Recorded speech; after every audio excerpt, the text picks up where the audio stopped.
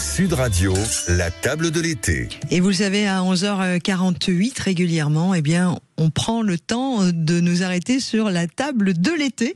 Cette table de l'été qui vous propose de faire cap sur le Roussillon. On va mettre à l'honneur 2 stars de nos assiettes estivales, tomates et concombres. Pour en parler, on est avec Valérie Goy, qui est de la coopérative Sud Roussillon.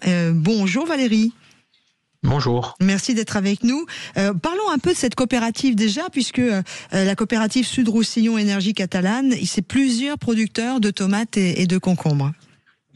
Oui, on est 4 associés en fait, 4 producteurs qui apportont à la coopérative Sud Roussillon, et on travaille ensemble depuis 30 ans aujourd'hui, quand on s'est installé en fait à la sortie de nos études.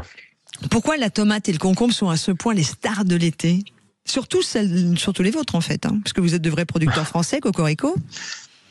Oui, ça correspond un peu. L'été, je pense qu'il y a un besoin de fraîcheur, et c'est des produits qui apportent quand même, qu'on consomme froid, qui sont plus liés aux conditions climatiques qu'on peut avoir l'été, quoi. Comment vous travaillez, vous ? Parlez-nous de votre structure, Valérie. Vous avez combien d'hectares ? Vous travaillez sous serre ? Comment ça fonctionne ? Oui, on travaille sous serre, donc on a des plantations. On travaille 10 mois dans l'année sous serre. Alors il y a le temps d'élevage des plantes, et puis après la production qui court à peu près sur 8 mois de l'année, avec des pics de production qui vont de mai à septembre en fait. Vous avez une grosse production, je crois que si mes chiffres que j'ai trouvés ne me trompent pas, tous ensemble, là, du côté du Roussillon, on a des quantités qui sont de l'ordre de 77 000 tonnes de tomates et un peu plus de 7 000 tonnes de concombres. Ça c'est pour la coopérative en fait Rougeline. Donc Rougeline, c'est un regroupement c'est une union de coopératives qui regroupe 6 coopératives sur le sud de la France. Donc il y en a 2 en Provence, une à Perpignan et 3 dans le Lot-et-Garonne. Et là c'est les chiffres de Rougeline, ouais. Et on représente 190 producteurs en fait sur le sud de la France. Waouh. Quelles sont les espèces de tomates ? Parce que vous, je sais Valérie, que vous êtes et tomates et concombres dans votre production. Quelles sont les espèces de tomates que vous travaillez ? Aujourd'hui, on a une gamme qui est assez large. On a plus de 30 typologies différentes avec des variétés différentes. Donc ça va des standards qui représentent la majorité du marché aujourd'hui, c'est les tomates en grappe.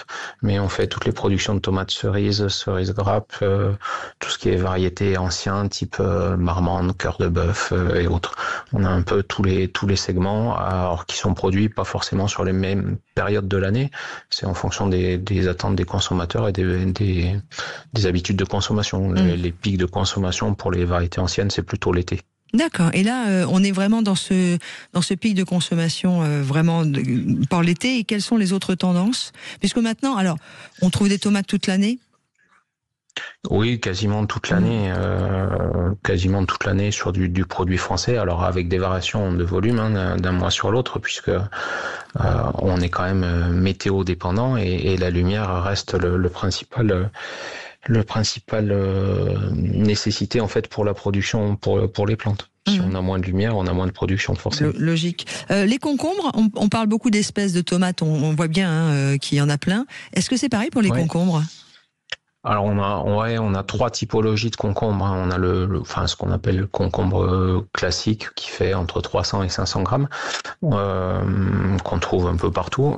Après on a un concombre qu'on appelle cocktail, qui est un concombre qui est un peu plus petit, qui fait une centaine de grammes, qu'on trouve aussi chez certains distributeurs. Et puis après les concombres épineux d'Inoa aussi. C'est trois typologies principalement différentes, qui correspondent. Alors au niveau gustatif, il y a quelques différences, mais c'est surtout il y a des avantages plus ou moins marqués au niveau conservation ou autre, suivant les produits. Le territoire et le terroir du Roussillon est idéal pour les tomates, ou vous avez des collègues un peu partout en France et il y a moins de différence avec le réchauffement climatique ? Non, on a des collègues de la production française un peu répartis partout sur le territoire. À Perpignan, je dirais même sur le Roussillon, notre problématique, c'est qu'on a trop chaud l'été. Et c'est un peu négatif pour les pour les plantes. Donc on est en train d'adapter, de trouver des nouveaux systèmes de production où on arrive à mieux tempérer nos serres en fait pendant la partie estivale pour avoir des productions de meilleure qualité pendant l'été. Ça veut dire que vous êtes obligé, vous avez, excusez-moi, je vais être un peu béotienne, ce que je suis d'ailleurs sur la tomate, à part savoir la manger. Vous installez carrément des clims dans les serres maintenant pour baisser. C'est pas des clims en fait, ouais, c'est des échanges d'humidité. On joue sur ça devient très technique, mais on joue sur des échanges d'humidité qui nous permettent d'évacuer la chaleur de la serre en fait. Ouais. Waouh, ça veut dire que la meilleure terre de tomates et de concombres à venir, ce serait plutôt milieu de France, voire pourquoi pas demain à Lille. Alors si on prend uniquement les températures, oui, mais après, comme je vous dis, il y a aussi la lumière. Oui, sacrée lumière. Voilà. Alors ceci étant dit, tiens d'ailleurs, puisque j'ai un producteur de tomates qui sait s'y prendre, là on arrive pour les jardins, on n'est pas encore à la fin des tomates. J'ai encore pas mal d'amis qui ont pas mal de tomates sur les pieds. C'est ça, jusqu'au fin septembre, je pense. Après, ils subissent plus la météo, mais après, je pense que par contre sur les jardins, les coups de chaud qu'il y a eu au mois de juin et puis la semaine dernière, ça va aussi un peu pénaliser les fins de production extérieures. Nous, on l'a subi déjà sous serre et je pense qu'à l'extérieur, les plantes auront sûrement plus marqué. Ça veut dire que quand j'ai un jardin classique à ciel ouvert, et d'ailleurs si on a des amis qui sont des fans de jardin et qui sont des très bons jardiniers, appelez-nous pour nous donner vos astuces au 0826 300 300 sur les tomates et les concombres. Mais qu'est-ce que je peux faire pour aider un peu mes pieds de tomates qui ont souffert de la chaleur? Est-ce que c'est trop tard? Est-ce qu'il aurait fallu que je fasse quelque chose en amont et quoi? Ouais, là c'est un peu tard. Après, quand on n'est pas sous abri, on subit forcément. Après, c'est adapter les arrosages quand on peut. Peut-être faire des arrosages un peu plus fréquents pour rafraîchir les racines un peu, en plus des besoins en eau que la plante va consommer en eau. Donc on fait pas ça que le matin à la fraîche. La plante, elle consomme toute la journée. C'est ça. Et surtout que c'est une grande buveuse d'eau, la tomate, contrairement à moi. Ouais, c'est ça. Ouais. Oui, ça fait un peu partie des choses que nous on essaie de mettre en avant sur nos différences par rapport à des produits d'importation. Aujourd'hui, avec nos systèmes maîtrisés où on recycle l'intégralité des solutions, aujourd'hui on consomme 30% de moins d'eau sur une tomate produite en France qu'une tomate produite au Maroc. Tiens d'ailleurs, puisque vous ouvrez le sujet, Valérie Goua, vous qui êtes producteur de tomates concombres, coopérative Sud-Roussillon des énergies catalanes, toujours cette problématique avec les tomates venues d'autres pays et qui cassent les prix? Oui. Après, le problème, il est surtout lié à un coût de la main-d'œuvre. Voilà, c'est le différentiel qui est très important et qui nous pénalise. Alors, pas que je veuille diminuer les coûts de la main-d'œuvre en France, c'est ce qu'ils sont, et puis il faut qu'on rémunère correctement nos salariés.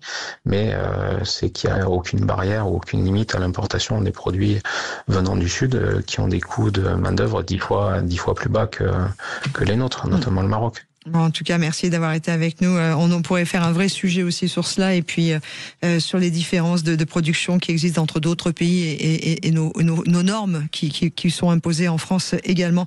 Merci d'avoir été avec nous pour nous parler tomates et concombres, Valérie Goua. De rien. Coopérative Sud-Roussillon qui était sur Sud Radio, énergie catalane également. Dans quelques instants, vous avez le retour de l'info, bien évidemment, de la météo, pour sûr. Et juste après, je vous propose un dossier de l'été consacré aux colonies de vacances. Ont-elles toujours la cote? Est-ce que vous avez des bons souvenirs de vos colonies de vacances, même voire un peu nostalgiques? Est-ce que vous envoyez vos enfants en colonies de vacances? Est-ce que vous en organisez? Est-ce que vous avez votre BAFA? 0826 300 300, on parle colonies de vacances juste après le retour de l'info. Sud Radio. Sud Radio. Parlons vrai. Parlons vrai. Sud Radio. Parlons vrai.